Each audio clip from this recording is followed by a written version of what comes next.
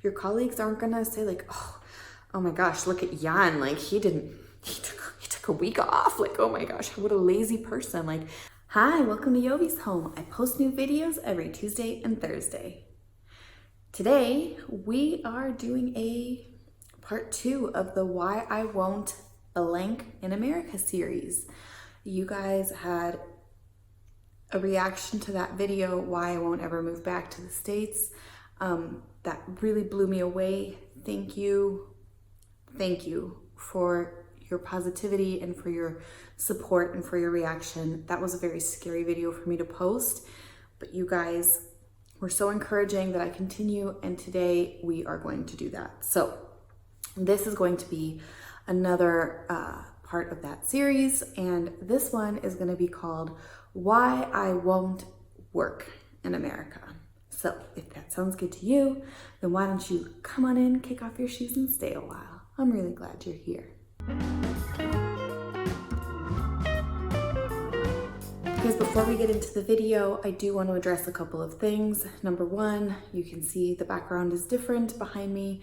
I am visiting my aunt in her house in France and filming in her house. Also, it might be a bit echoey. Her house is like with special vaulted ceilings and things, so it is quite echoey. Hopefully the sound quality is not too terrible. It is what it is, okay? That's my situation. And of course, we have to do a few disclaimers. I'm gonna try to be brief, and maybe we can even put here on the screen when the disclaimers are done in case you just wanna skip over it. But I do wanna say these things because I think they're important for people who don't know me or people who haven't watched my channel before, that they understand kind of like where I'm coming from and why I'm making these kind of videos, because I think that's important to know. So the reason that I want to make these videos now is because I love the United States and I love living there, and I'm so grateful to all of the opportunities that I've had when I did live there. They've enabled me to, have the life that I have now, and I don't take that lightly either. But my perspective has changed after living out of the country for 11 years and seeing how life can be somewhere else. It really puts a few things in perspective. And I'm not saying that everyone should now come and move to the Netherlands or to Europe because that's the solution, because that's not a solution. But I do want to make these videos kind of in the hopes of educating people who live in the United States about what the reality is like and what it actually feels like when you have some of the certain social protections in place that I will be talking about in these videos. So the main purpose of these videos is to share my experience, to educate you. By you, I mean any Americans that might be watching, and I do hope that you guys will share this video either on Twitter, Facebook, whatever, like however, Reddit, I don't know, whatever you guys want to share it on, so that more people will have an opportunity to hear about it and just hear a reality or like the real side of what it feels like for just a regular, normal person who is living in Europe after life in America. So that's the purpose here. I'm not gonna lie and say that I don't wish to inspire political change, because I do. I do wish there to be a lot of political changes in the United States. I think that the system is broken and corrupt, and I don't think that the way that it's going now, like it's just getting worse and worse. Like with each election, it's getting worse and worse. There's just way too much power in political action committees, in lobbyists, and I think that corporations have way too much power. There is too much power concentrated in the hands of those who have money, and not enough power in those who are like working class, normal people. And by making these videos, I hope that you guys will hear how things are different in Europe and be inspired to maybe vote for different types of candidates, or look for, maybe hear about some things that you might also value for yourself in the States, and be inspired to go a different way. if those things sound good, you know? And then lastly, like one effect of the videos that I've been making has had, and that I'm so grateful for when I see these comments from my Dutch viewers, is that when you guys tell me that seeing my video makes you guys appreciate your country more, things that maybe you have taken for granted, that now by listening to me you realize how good it actually is, like those might be some of my favorite comments that I receive, because the Netherlands is great, and it's not perfect. No country is perfect, okay? So I'm not saying that it's perfect, but it's also good not to just complain or be negative all the time, but it's also really nice to just step back for a moment and be grateful for the life that we have, because as you're gonna hear in this video, because I'm gonna tell you 4 reasons that I don't want to work in the United States. Those 4 reasons are things that we don't need to worry about in the Netherlands. And for that, I'm grateful. And hopefully you'll be grateful too. Okay, disclaimers are done. Let's get into the 4 reasons why I won't work in the United States. Unlike in the previous video, where I was just totally ranting and emotional, in this video I do actually have some notes. I did prepare a little bit. The passion is equal, the emotion is equal, but I tried to be a little bit more organized for you guys. So, number 1, I will not work in the United States because of the situation with employment contracts. So in case you don't know, in the United States, most people work without employment contracts. Most companies that enter into employment relationships with their employees do so on what is called an at-will basis. At-will means that either the employee or the employer may end the relationship at any time, for any reason, with no notice. So you might go into your job that you've been at for 10 years thinking, okay, like today is just a day like any other, and your boss can just fire you. Boom, done. You don't have a contract in place to protect you, and now you are jobless. This is appalling and shocking to me. You know, this is very clearly something that is pro-company, anti-employee. And I'm just not for that. Like, I don't want to work in a place where I don't have some kind of employment security guaranteed with a contractual relationship, like with a contractual basis. I do want to add that there are some jobs, like some specific types of jobs or some roles where there will be like a contract in place, but this is usually for like high level executives, like CEOs, or people in very technical positions with like a very specific kind of knowledge, or maybe people, you know, whose job is like you need a security clearance or something, like a secretive kind of job. There are employment contracts for jobs like that, but for the majority of people, for like the most like regular working class, like normal people, there is no employment contract with the employer, and I don't like that. I don't want that. I do really enjoy and having like the peace of mind that comes with having an employment contract, and that feels really good as an employee. From personal experience, I didn't work any harder or any less hard when I had or didn't have an employment contract. It doesn't suddenly make you like super lazy just because you have a contract for an indefinite period of time. But it just gives you a little bit of peace of mind, and I think that that's a great feeling. Number 2. The number 2 reason why I won't work in the United States is the absolutely absurd sick leave policy, okay?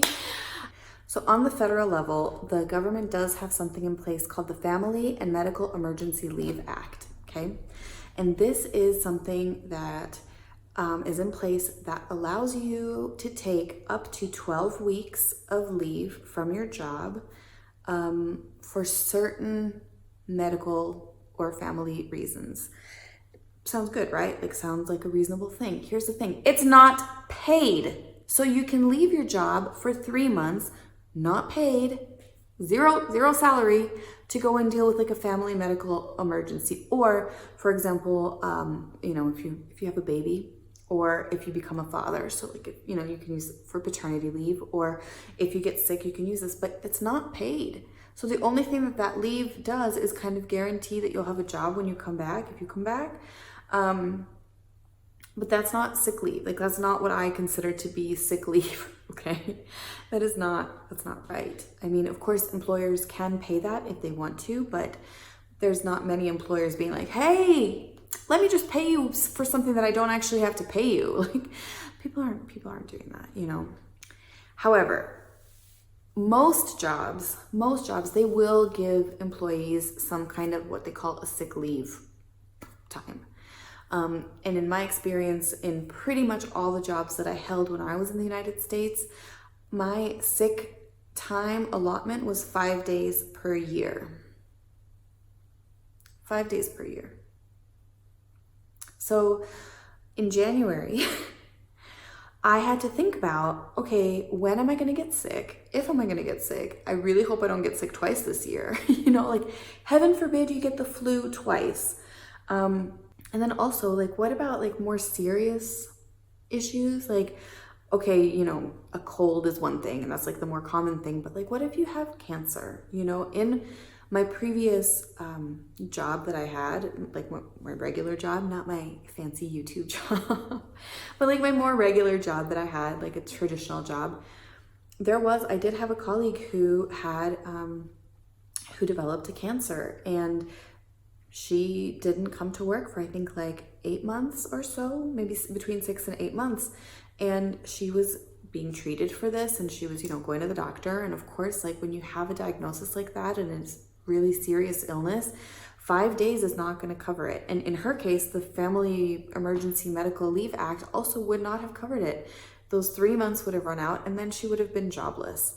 So not only would she have been sick, but she would also have been broke, because who's going to hire you while you are sick?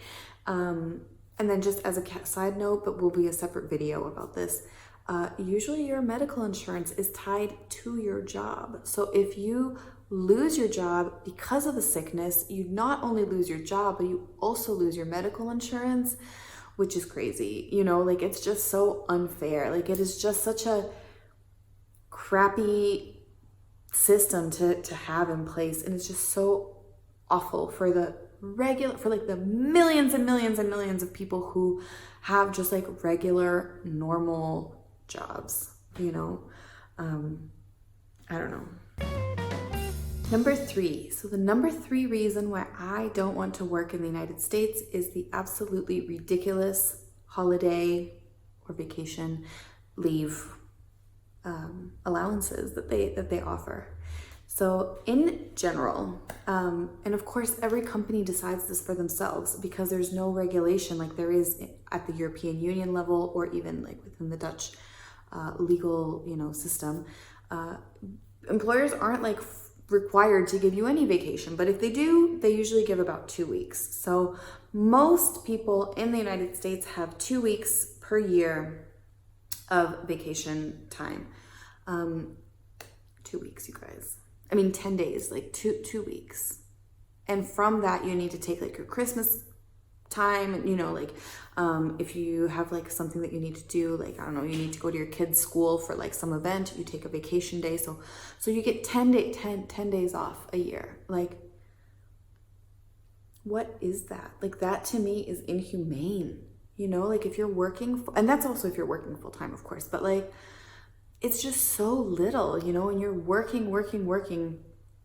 And a lot of people, they don't even take those 2 weeks because the culture of at work is just, it's very different in the United States, and it's kind of frowned upon in a way, to actually take vacation, unless it's something like a honeymoon, or like, unless it's like something like really like a big thing. But like, for you to say, oh, you know, every summer we take a week to go on holiday, and then every whatever Christmas we do a week holiday somewhere, like, that's not really done. Like, it's just not really done. And in Europe, it's just such a different approach, you know. There's just so much more of a balance. in terms of, you know, like, well, in the Netherlands, we get mandated, it's 20 days if you're working full time, so like 4 times your weekly working hours or whatever. So you get, yeah, basically 4 weeks, but a lot of employers, in my experience, they actually give even 5 weeks off. So it's 25 days that I've had. And even that can sometimes not feel like enough. And some people give more, some people get, you know, something like that. But at least you can really, and you're encouraged to go and take those days. Like, you are encouraged to go and have a rest moment, like whether you're going somewhere or you're taking you're staying at home, but you are encouraged to take the time off work. And your colleagues aren't gonna say like, oh my gosh, look at Jan, like he took a week off, like, oh my gosh, what a lazy person. Like, that doesn't happen. It's not like that. It's really it's a very different feeling, you know. The approach to actually like taking rest and coming back and then being a strong employee again, that's very much encouraged. So I don't know, you guys, I mean, you will of course let me know in the comments below what your impressions are, what you think of this and what your experiences are. But just from me, like, these are my experiences, so I'm sharing them with you. The fourth reason why I don't want to work in the United States is that it is actually legal for some jobs to be paid less than minimum wage. This is such an unfair law, or like, it's such an unfair thing for me after being in Europe and understanding, like, and seeing the effect of what it looks like when everybody is paid a living wage no matter what job they have. It's really crappy in the States. So in case you don't know, there are some positions. The one that comes to mind the most is people who work in restaurants. So people who serve your food in a restaurant in the United States, they are allowed to be paid less than minimum wage. And the reason for this is because they are receiving tips. So the way that the system works is that the employer can pay the employee something like $2 or $3, maybe $4 an hour, knowing that the rest of the money is going to be coming from people who visit that restaurant and leave a tip. So that's why, I mean, you guys have commented, those of you who've been to the United States and have gone to restaurants in the United States, you're like, this service is like a little bit overboard. People are just coming up to me too much. They're saying, they're, you know, checking on me all the time, seeing if I need something all the time. I'm like, lady, I'm eating, like, leave me alone. But the reason for that is because they are really trying to make sure that you are happy with their service so that you will leave them a tip, to make up for the fact that their employer is not paying them a living wage, which is just horrifying. Like, it really upsets me very, very much that you have people in these positions that basically have to beg the patrons of the restaurant in a certain way, through their actions, to leave them more money, you know. And that you, as a person who is going to a restaurant, even if the service was not maybe what you expected, maybe you didn't like your food, or maybe you didn't like the service, or maybe it just wasn't what you wanted, you still feel obligated to leave. I mean, I personally leave 20% on every, like, regardless of how bad the service is. And if the service is actually really great, I leave more than 20%. But generally, like, between 15 and 20% is the kind of expectation that the person who is going to the restaurant, paying for their meal, is still on top of their bill gonna pay an extra 20%. So that just seems backwards to me. Like, instead of the restaurants just building into the prices of their food whatever it's going to cost for them to be able to pay a living wage to their servers, who will then be able to, like, treat you like a normal person, instead of just constantly, like, being so stressed, like, are you happy, are you happy, are you happy, you know. It's just wrong. It's just wrong to me to pay people less than a minimum living not just minimum wage, but a living wage. Your job is constantly not secure because you don't have an employment contract, you don't have sick leave, you don't have a guaranteed minimum living wage if you're a server in a restaurant. I mean, it's just really mind-blowing that there are people, not mind-blowing, I mean, people have to work, so people are going to do what they have to do, but that they accept the system to be like that and to think that that's okay when it's not okay. Like, it's not okay. You're a human being and you're a person, and you deserve to not be so stressed or afraid all the time. Okay, you guys, so those are my reasons why I will never work in the United States. Please let me know your thoughts below. Again, if you're American, this is not meant to be hateful. I'm not trying to be like this girl that's just like telling you how wonderful and amazing it is in the Netherlands, because it's, you know, you can't necessarily just pick up and move your life, but the approach to work is different. The feeling in the workplace is different. The equality is different. And then certainly the lack of fear, it's just like stress is really lifted off quite a lot. When you're not afraid that you're going to lose your job for being sick or, you know, for any other reason, because you're an at-will employee and you can lose your job at any time for any reason, just because, with no notice, you know. So I don't know. I do encourage you to, you know, look at the politicians in the upcoming elections. What are their stands? What do they, you know, advocate for? But I mean, like on a real policy level, not just the ones that say like, I love workers, and then ship your job off to China. Like, really look at the actions and not just the words of the politicians. See what they've done in the past, how they voted in the past, and really know who is actually looking out for your best interest, because that's, you know, that's what a government is supposed to do. It's supposed to look after its citizens and not just after its, you know, billionaires and its corporations. So yeah. All right, you guys, that's it. That's this video. Thank you so much for coming over. Thank you so much for any time that you spent with me today. Please give this video a thumbs up if you like it. Do click that subscribe button if you haven't already. As I mentioned earlier, do share this video if you find it useful or helpful, inspirational. If you want to have, you know, for Americans to see it, because my videos are mostly shown in the Netherlands, but if Dutch people really react well to them and share them, then YouTube will share them to other countries. So please do, if you like it, do share it so that YouTube will recommend it more, and people can hear about it and know how nice it can be, and then they can read your comments and understand what it can feel like as an employee. So that's it. Thank you so much. I will see you in the next one. Thanks for coming over. I really appreciate it. Bye.